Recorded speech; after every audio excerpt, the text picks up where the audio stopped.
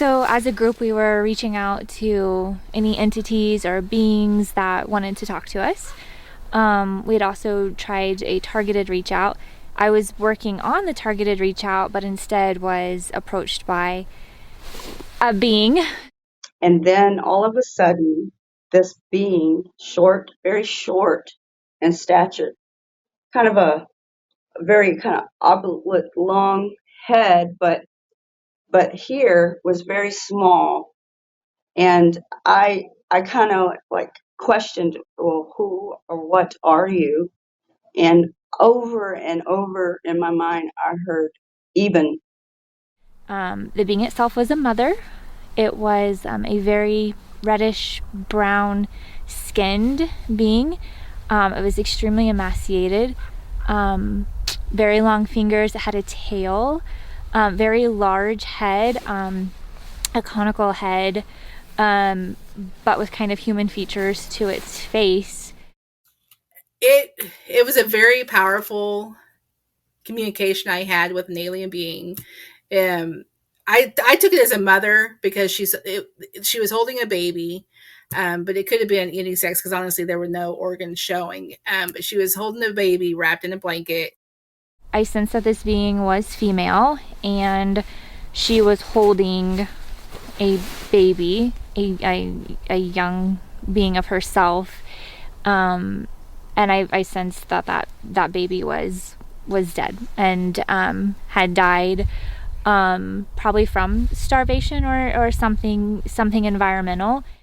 And she had this desperation in her voice that they had tried to live here and inhabit the planet, but because of what we're doing, the humans are doing to the planet, they couldn't be here anymore. And like I had the sense that the baby had passed, and like her family was gone, and she just was just desperate to get the message across that if we continue doing what we're doing to the planet in general, that not only is it going to affect the aliens that are here, but it's going to start affecting the humans as well. And then I was shown the world dying. All of us dead. I saw the complete destruction of our planet.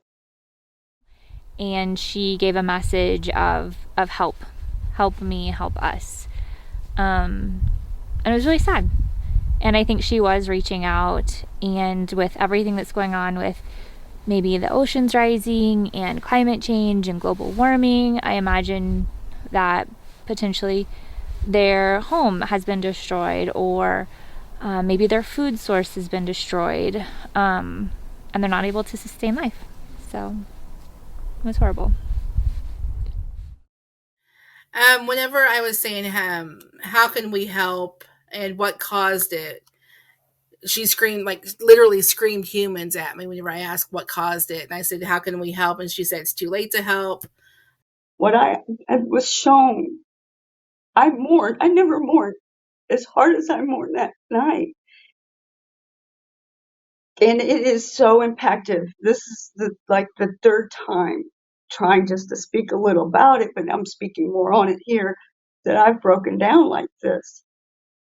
Yeah, it was to the point where, as you know, like I couldn't talk about it for probably a good week, maybe even 2 weeks without like crying, because it was just such a powerful message, and just the feeling of that mom like losing her child, and it was a lot.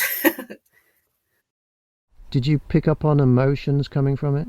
Oh, very, I mean, very desperate and I wouldn't even say sad. I mean, devastated would be a better word, but desperate and devastated, and wanting something or somebody to help. And you felt that what it needed help with is a problem that is caused by humans? Yes. Most likely environmental. Mm-hmm. Absolutely. I hope and I want everyone to understand it's not a game. This is real. We need to change, and we have to do it together. My name is Rupert, and you are watching a special episode of Galactic Wisdom. Now, those were 3 accounts of 3 different people at 3 different times in 3 different states at my contact events, receiving the same message. I and the members of my groups are in communication with a large number of different terrestrial and extraterrestrial aliens, many of which have lived on, in, and around this planet for hundreds or thousands of years. And their message to us is very clear. Humans are destroying the planet. So today we're going to look at that and ask ourselves the questions, well, is this true? How is it true? How is this happening? What can we learn about aliens because of this? What can we learn about ourselves because of this?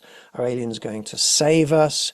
What can we do to prevent this future that is being outlined by those people in those messages?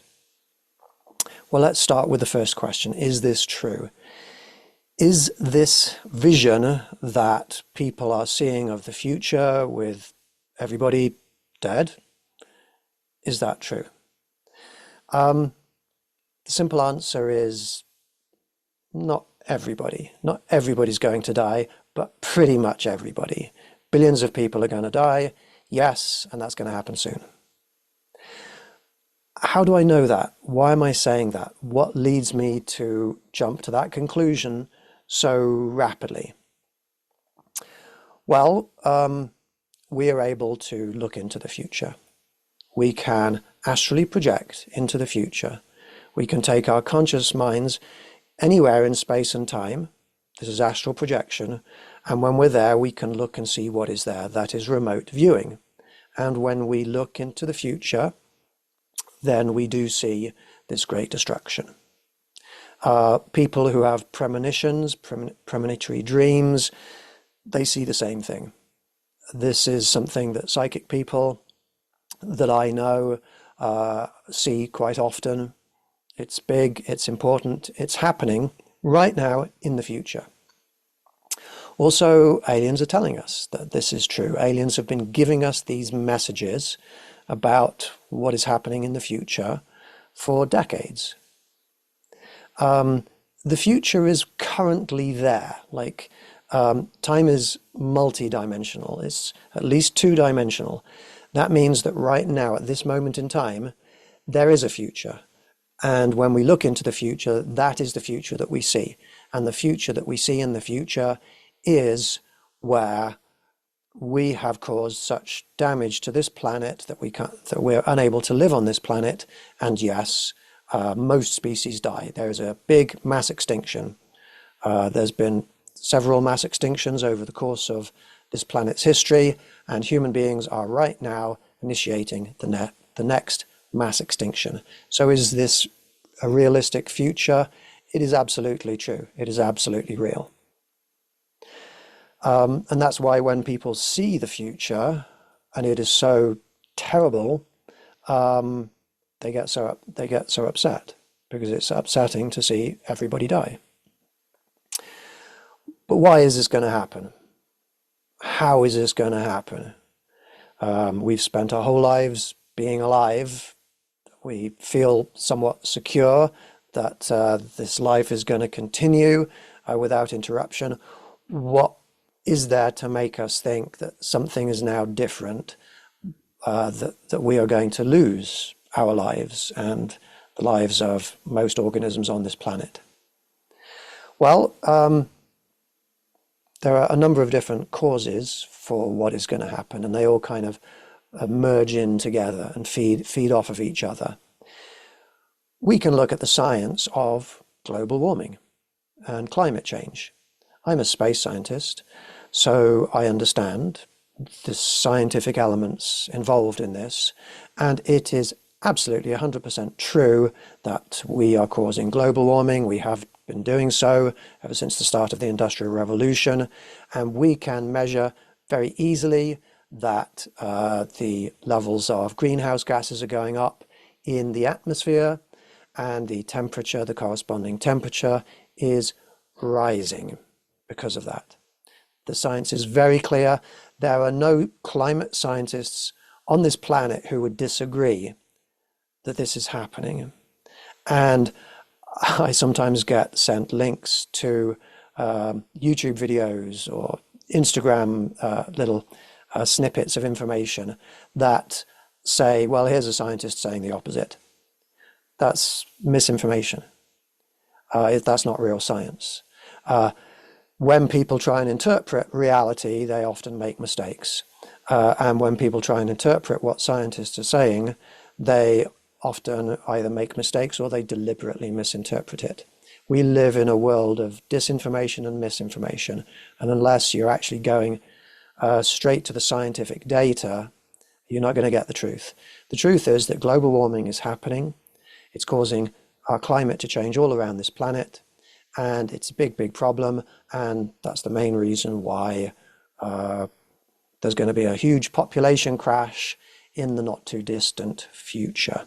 And that is that aftermath of that crash that we are being shown by these beings. This world is being destabilized by climate change and by other forces. Big industries are unevenly distributing wealth on this planet and have been for centuries. Now we have a situation where just a small handful of people own most of the wealth of the planet. Rich people with all of the money.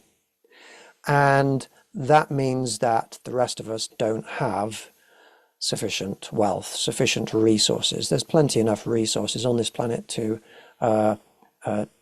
give everybody a happy, healthy life. But we're not getting that. A lot of us are struggling in often terrible ways, not being able to get enough healthcare, enough food, enough shelter, not being able to pay bills. That shouldn't be happening. Doesn't need to be happening. It's because of rich people who are owning the big industries, who are siphoning off all the wealth for themselves. That is causing a general lack of harmony, which feeds into everything involved. It puts stress upon all of our systems, all of our societies, and it's unnecessary. There are a few industries in particular that are really pushing us in very bad directions. And one of them clearly is the fossil fuel industry, because the fossil fuel industry is responsible for the coal, oil, and natural gas that is distributed around the world and burned. And it is that coal, oil, and gas, those fossil fuels, that are putting back into the atmosphere all of the carbon dioxide that it's taken all of those photosynthetic organisms billions of years to take out of the atmosphere. So by burning fossil fuels, we put back into the atmosphere the carbon dioxide that used to be in the atmosphere when the planet was uninhabitable, when there was no oxygen in the atmosphere, when it was all carbon dioxide, mostly carbon dioxide, and when the temperature was about 450 degrees Fahrenheit. That's what we're doing when we burn fossil fuels. We're turning back time on the atmospheric composition and the temperature of the planet. So the fossil fuel industry is responsible, and we just need to stop burning those fossil fuels. We need to do that now. Another big industry that is involved in pushing us very strongly towards climate change is the meat and the dairy industry. For those of you that don't know, apart from meat and dairy being carcinogenic and the number one reason why people die in this country, not just cancer, but cardiovascular disease, strokes, and a major contributor to diabetes and many other diseases. But the meat and the dairy industry produces huge amounts of methane, and that methane is because it's about 85 times more warming than carbon dioxide, it is the biggest contribution to climate change that each of us makes on a daily basis if we're a meat and dairy consumer. Another big industry, guns and weapons. Clearly, they have a lot of power and take a lot of money away from the general population. We also have big pharmaceutical industries, medical industries.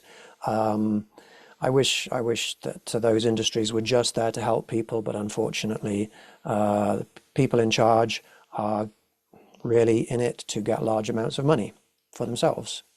All of these big industries and others are contributing to the problems here. Another contributing factor that's taking us in the direction of that vision of our world dead is the erosion of truth that has been happening on this planet for some time. With social media and the ability of anybody on this planet to instantly reach thousands or millions of people with their words, we've pushed into a new era of being able to spread disinformation and misinformation. Disinformation is when you're deliberately spreading misinformation. Misinformation is just where you don't get it and you're passing on something you think is true, but actually it's not true. This has been recognized by a lot of scholars as being a real problem, this erosion of truth in our society. And it's not just because of social media. There's always been people lying out there. But now you get a lot of people believing lies for a variety of different numbers, for a variety of different reasons, and then just spreading that as though it's truth. And we find ourselves now in a situation where, with things that are not obvious, like it's obvious that this is a mug, but with things that are less obvious, like what's going on with viruses and vaccinations and 5G and what's going on in CERN with particle accelerator experiments, all of these things that are harder to see and visualize and understand in our population today, there's a huge amount of lack of understanding.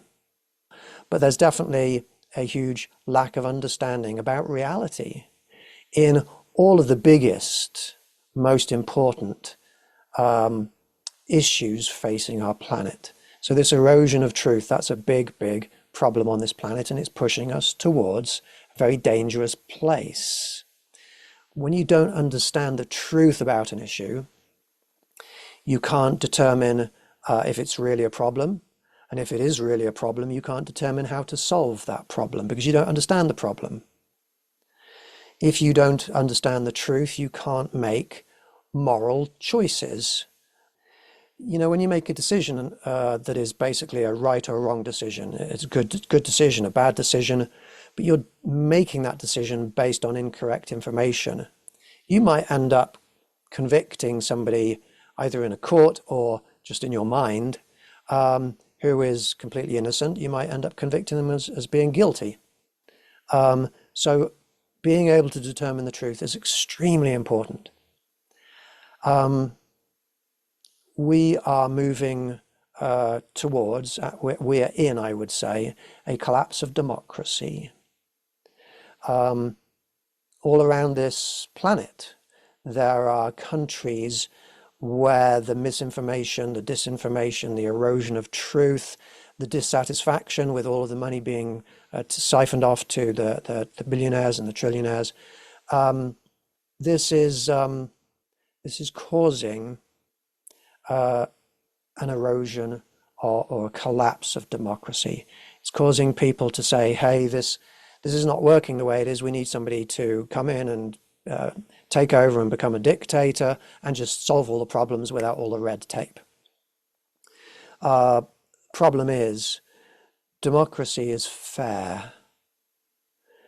Voting on an issue in a democratic way is fair. It does mean that you don't always get your way, but declaring that your way is better than other people's way, you're on dodgy ground there. and it is not fair, and it is not right, in my subjective opinion. So we're losing democracy, and if you actually pay attention to the news, and I'm not talking about disinformation networks, I'm talking about actual news networks, then you will see that there's a very worrying slide away from democracy, definitely in the US, but also around the world in various different countries. This is leading us, all of these issues, climate change, erosion of truth, collapse of democracy, they're all pushing us into less stable societies with increasing conflict, increasing social conflict, increasing political conflict, increasing wars, more wars breaking out. All of these problems together are leading to a decreasing ability for us to combat the problems on the planet. We're sliding towards, now I'm not going to say this is absolutely going to happen, but we are sliding towards the collapse of the US. It's a real possibility that the US will collapse in some way soon, that some states will start to drop out or we'll end up in civil war. All of these things are leading to, they're joining the dots between where we are now and the vision of the future that these alien beings are showing us. I know this is controversial, I know it's upsetting. I don't want to be controversial and I don't want to upset people, but I do want to try and prevent some of these bad things from happening if we possibly can. That's why I'm highlighting the dangers to you now. And in a little while, I'm going to tell you what we can do to stop these things from happening. If we look a few years into the future, it is a probability that we are going to find ourselves sliding towards a third world war. And when people look into the future, people who have shown to me that they are reliably psychic, often they will see nuclear bombs exploding, missiles flying around. We're in a really hazardous situation. Now, you can reject what I'm saying if you want to, because it doesn't feel good to you. But that doesn't mean it's not real. Some people may reject what I'm saying for religious reasons. Some people really believe we don't need to worry about this, everything's going to be okay, God's going to prevent all of this from happening. We're sliding rapidly towards a collapse of the human population. For most of human history, for about 400,000 years, the population of humans on this planet has numbered in tens of thousands, hundreds of thousands, millions only. And then about 300 years ago, we had this huge increase in population on this planet, up into several billion. And that's just not sustainable, the way that humans are acting, what we're doing on and to the planet and to each other. And what's going to happen inevitably is that there's going to be a huge population crash. So when we look into the future and we see big death and destruction, and we ask ourselves the question, is that going to happen? I would say yes, we know that's going to happen. That's knowledge that I have. There isn't another possible scenario based on our current situation with the way that we are polluting this planet and throwing greenhouse gases up into the atmosphere. But there are things that we can do, and I'm going to talk about those things in a little bit. Some people may be asking, well, if these aliens are seeing that future, why don't they stop it? Why don't they stop us from doing it? Can you imagine what would happen if aliens came down and started to try and control us? That would be not just a world war, that would be a interplanetary war right there. Can you imagine what would happen if they came down and said to all of the oil industrial representatives and owners, you need to stop that now? And, well, it's not going to happen, is it? Humans are not going to stop doing what they want to do. and we would just then be in war with these beings. Could they enslave us and stop us? Yeah, probably, but that's not their way. That might be a human idea, a way of doing things, but that's not what they're going to do. And I'm sure that we wouldn't want that either, to be enslaved by an alien race or federation of races. Why don't they themselves fly away? Like the beings that came up to two of those ladies in that video, holding those aliens holding babies that were dead because of environmental problems. Why don't they just fly away in their flying saucers? Well, there are thousands of different species of aliens that are out there. And sure, a lot of those aliens have interplanetary travel capabilities. They have their big shiny flying saucers or luminous vessels sometimes, and they're not in any risk because, yeah, they can come and go as they wish.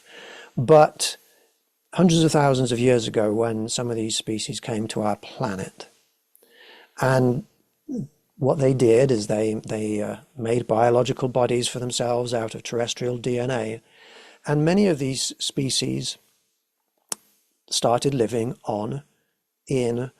underneath the surface of this planet.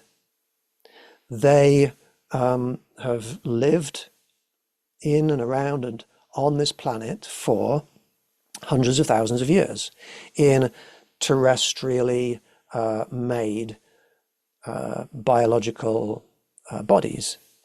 These are terrestrial aliens. They live here, they have terrestrial DNA, they have terrestrial ancestry on this planet, going back longer than I'm sure that we can trace our ancestry.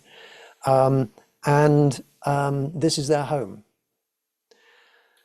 Some of them don't live high-tech lives. Some of them live in cavernous, underground cities and communities. And it's not easy for them just to leave. Like, even though we have technology to fly to the moon or fly around space, we can't all get in a rocket and leave. If there was a problem here, most of us would die. So a lot of these beings, well, this is their home, this is where they live, they can't just leave. We know that a lot of different alien species live under the ground. We've seen a lot of alien activity in mountains, Mount Shasta, Mount Adams, the San Luis Valley, where there are ant-like beings, we call them Antians, that live in those mountains there around Mount Blanca. We've connected with them, we've communicated with them. We know that there are tall whites living in the mountains outside of Las Vegas. There are reptilians living there. We know that a lot of these species live underneath the ground, and it's not possible for them to just leave to move. And because they're living on the same planet, they breathe the same atmosphere, they're in the same climate. The water that they use is the same water that we use, and if we pollute that, if we change the climate in any way, they suffer because of it, and that's what's happening. Any chemicals we use leach into the water and leach into the ground, and everybody, all living things on this planet, are being affected by our actions. Let me talk about the two beings that appeared with babies. One of those species, they're about 4 foot tall, they're very thin and gangly, they have reddish brown skin, they have faces that are pretty similar to classic alien faces, small chin, but with large heads that come out at the back and the top. And these beings were not just seen by one person at that event, they were seen by a few different people. And when that happens, with the same reddish brown skin, the same bony knuckled hands, things like that, when that sort of detail is seen by a few different people, that's confirmation that what they're seeing is correct. And These beings look somewhat like classic descriptions of goblins. And, I don't know if what we would consider to be goblins are real, but I certainly could see how over the years, if a number of people had seen these beings who I'm describing now, they might have described them as goblins. We do know that the beings that came to us, they do live underneath the ground. We think they originate in South America. We've communicated with them telepathically, and so we've learned quite a lot about them. But they do live underneath the ground, and our actions are killing them and harming them, killing them, devastating their way of life. The other baby, the other mother with a baby, she was seen at an event in Shawnee, Kansas, and it was felt, this is not confirmed, but it was felt that this being also was subterranean, but this being lived in icy regions. Not sure where, Antarctic, Arctic, Norway, don't know, but it is felt that this being was coming to us from underneath the ground in one of those cold, icy areas. So, we could ask the question, did the alien babies, were they real, and did they really die? We have no reason to doubt that this is real, because it ties in with everything that we understand about the reality of climate change, what we're doing to the planet, environmental devastation, and what we know about many species of alien.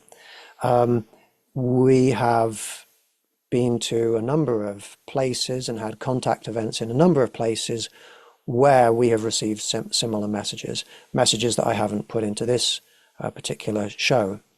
One of them, one example, is when we went to Lake Erie in Canada, and we reached out to any beings that were in Lake Erie, and we got a response from beings that lived in that lake, advanced, spiritual, psychic, telepathic, technological beings that were clearly not completely terrestrial.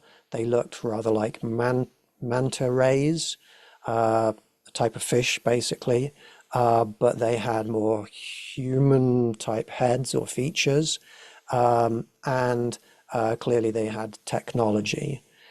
A few of us saw the same confirmatory images, which they were showing us that their eggs were dying. And it was very sad, and they were very upset. Their eggs that they had laid in that ocean, somewhere in some kind of a nursery area, we were seeing them dying, being caused by environmental destruction, devastation, pollution. So here's the big question that I think a lot of people are going to be asking. Can we change the future? If these beings are coming to us saying, please help us, can you help us? Can you stop what you're doing? How are we going to respond to that? And if we do respond to that, can we change the future? The answer is yes, we can change the future. The future is there right now ahead of us, but with new information, with new understanding, new knowledge that is coming in trans-temporally, yes, we can choose different paths. We can choose to act in different ways. And we can certainly do that as individuals. As to whether or not we can do it as an entire planet, I don't know if we're going to be that successful. I hope we are. We're certainly going to try, but what we should not do is just sit back and say to ourselves, it's pointless. Why even bother? We can't do anything about it. We can't change everybody on this planet. If we have that attitude, we fail, and we fail worse than if we as individuals try. I think that it is wise to do the right thing, even if doing the right thing doesn't end up being successful. That's what I personally think. So what can we do? I'm going to give you a list of things here. But this is the hard part, because the future is as it is because of how we are currently behaving. And if we're to change the future, we have to change how we are behaving. And people don't like to change. And people take offense and get irritated when anybody suggests to them that maybe they should change, because that implies they're doing something wrong, and who are you to judge me? And I don't want to change anyway, you know. But that's what humans are. If we are to change the future, we need to be better than that. We need to be more ascended. We need to be wiser. And we need to be open to the idea of changing if change is going to lead to improvements in the future. What can humans do to combat climate change? Well, we need to stop burning fossil fuels. We need to switch to renewable energy resources. If you've been told that renewable energy resources are bad, you've been told disinformation. We need to remove subsidies for fossil fuels. When we pay our taxes, a lot of that tax money is given to the fossil fuel industry so that they are supported in doing what they're doing, and so that we can buy products from them cheaper. That's a recipe for disaster. We need to take our tax money, take those subsidies, and give them to the renewable energy resource industries. To the extent that it is practically possible, I suggest that we use vehicles less, we carpool, we walk more, if possible. That's good for our health anyway. Buying electric vehicles or hybrid vehicles, that's good, but it has to go hand in hand with stopping the use of fossil fuels. Because at the moment, the way we charge up those vehicles, the way we charge up electric vehicles, most of that energy, even the electrical energy coming in, that was generated by burning fossil fuels. We should be minimizing our electricity use by turning off lights, using low power light bulbs and things like that if possible, by turning off appliances, turning them off at night time. When there's standby lights on, we don't need those lights to be shining on. And these are all small things, but they are things that we can do. I would suggest minimizing use of heaters and AC. Before you decide to put on a heater, put on a sweater. Before you decide to turn on the AC, take off the sweater. That sort of simple thing is going to save energy. It's going to cut down on pollution. We could insulate our buildings better. If it's cold outside, like a harsh winter, instead of just turning all the heaters on and leaving them on all the time, why not buy some insulating boards and cut them to fit your windows and put those in sometimes to keep the heat in, and then you won't need to have your heater running as much. We can buy local products when possible, not for any nationalistic reasons, not because we don't like people elsewhere, but because when we buy local products, the local products are not being shipped in from other places, and therefore the having fuel costs and the carbon footprints associated with burning fuels to transport them. We can do things like reforest deforested areas and plant more trees. That's good, but it's a small thing. It took this planet billions of years with complete plant coverage to take out the carbon dioxide from the atmosphere and put it into the ground. So we can certainly reforest areas, plant more trees, but that's not a big solution. We can learn which products contribute to climate change, and we can stop buying them. The biggest thing that you can actually do to cut down on your emissions of greenhouse gas is to eat less meat and dairy. Going vegan would certainly help if many people on this planet went vegan. certainly helps on an individual level. And I know some people who are meat eaters, like I used to be. That's a scary thought, not eating meat or dairy anymore. But the reality is that there's such good meat and dairy substitutes now that it's extremely easy and it's extremely healthy. There's no cholesterol in plants. So, it's a very healthy thing to do. But it certainly would help the planet, and it would certainly help the animals. Another thing we can do to combat all of these problems is to vote accordingly. I suggest wherever you live in the world, look at the policies of all the political parties with respect to fossil fuels, meat and dairy, climate change, environmental regulation, and make the moral choice. Vote for the parties who are trying to move away from destructive energy resources and towards renewable energy resources. Vote for the parties that are trying to remove subsidies on fossil fuel industries, meat and dairy industries, things like that. We can educate others about climate change, especially using social media. Lead by example, not by forcing others to do anything. Learn science. Science is knowledge. Knowledge is conducive to wisdom and making good decisions, solving problems in an effective way. We can embrace also the vision of my groups, universal peace, universal love, and universal happiness. That's the opposite of selfishness. So all the decisions we make in life, from voting to what foods we buy, to what we post in social media, all of those can be done from a selfish perspective or a loving, open, let's be kind to everybody, collective perspective. If we could be peaceful to all species on this planet, that's what universal means. If we could be peaceful to them and peaceful to our alien friends, we would suddenly have, everybody would have alien friends. I mean, that's why they don't reveal themselves to us as a species, because we're not peaceful, and we wouldn't be peaceful to them if they appeared. But if we can embrace universal peace, that would solve a lot of these problems.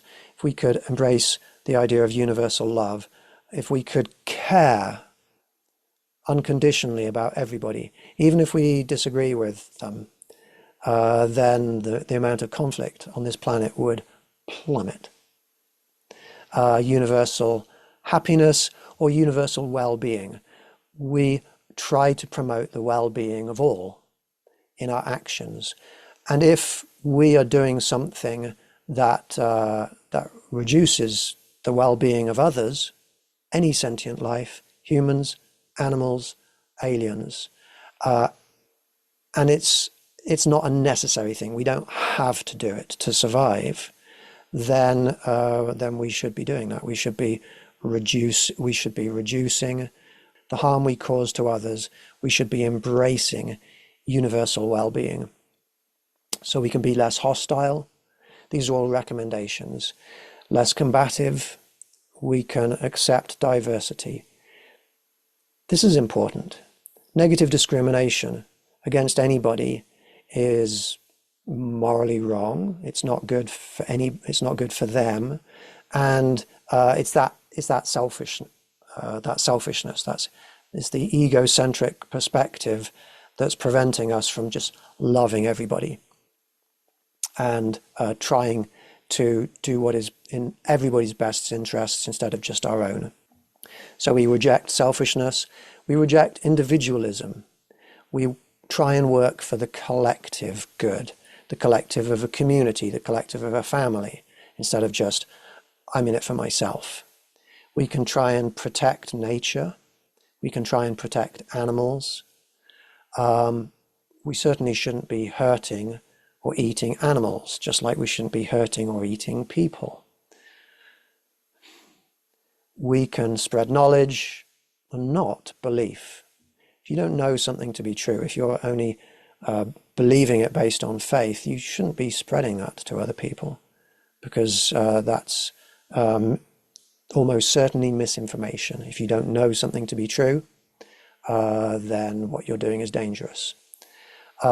We should not be attacking anybody physically, emotionally, mentally, spiritually. We should not be attacking anybody at all.